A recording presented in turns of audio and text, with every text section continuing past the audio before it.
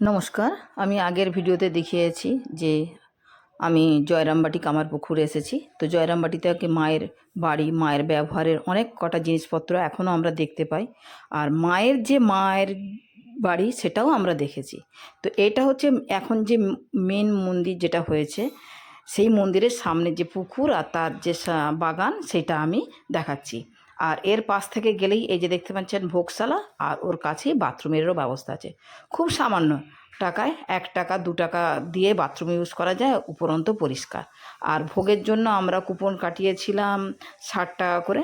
তো আমরা খাওয়াটা আমি আপনাদের কাছে দেখাচ্ছি যে, আর দেখতে পাচ্ছেন ভোগশালাটা কত বড়। খাওয়াটা এটা তো একটা সেবা সঙ্গ, যে আমি এটাই অবাক হয়ে যাই যে 60 টাকার মধ্যে এত কিছু খাবার।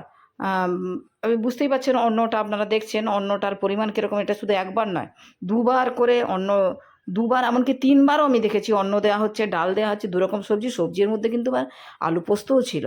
তো এটা আমার কাছে খুব বড় ব্যাপার লাগলো যে আমরা এই সামান্য কুপন কেটে যে এত কিছু প্রসাদ।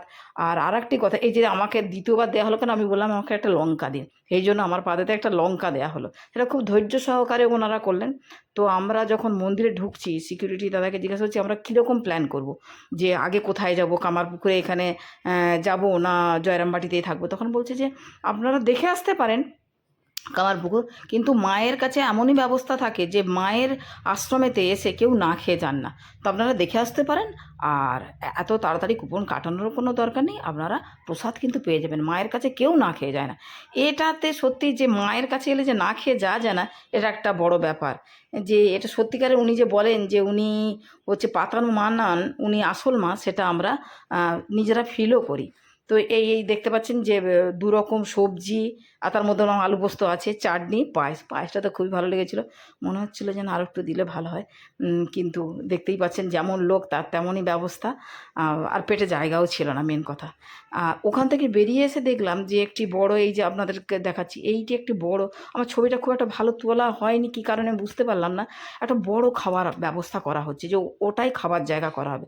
ওখানে একটা গোশালাও আছে। তো সেদিনকার অনেক লোক না থাকলেও বেশ কিছু লোকের মানুষের ভক্ত সমাগম ছিল। ভিডিওটি ভালো লাগলে